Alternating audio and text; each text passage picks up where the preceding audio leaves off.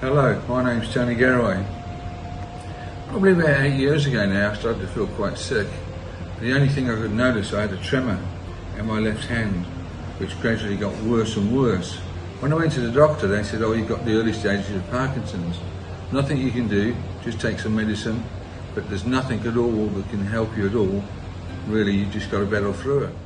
So after being diagnosed with that, I went into sort of like a deep depression, which is not surprising.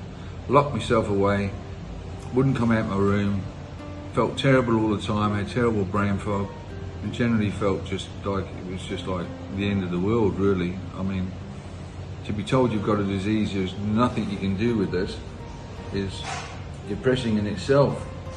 So that's where I was at. So then a friend of mine told me about a treatment called stem cell, which was having some effect on people with Parkinson's. It was taking away their symptoms and giving them a much better quality of life. The place was called Zen in Thailand. So I did a bit of research, thought stuff this, got on an aeroplane, bang, whammo, straight to Thailand. So they picked me up from the airport, took me straight to the hotel, and I arranged to see the doctors the following day.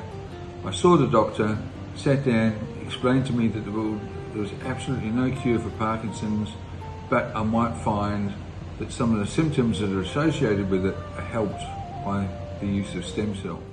So the next day I went in, had my first stem cell procedure, which consisted of going into a hyperbaric chamber, first of all.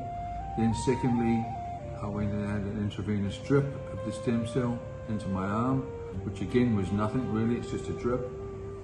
I then went home, had the best sleep I've had for years, and when I woke up I just felt so good. My mind was so clear, my head was so positive. I think it's just unbelievable. So here we are 4 years later down the track, and look, you know, I was told by a neurologist that I'd be in care, I wouldn't be able to drive a car, I wouldn't be able to look after myself.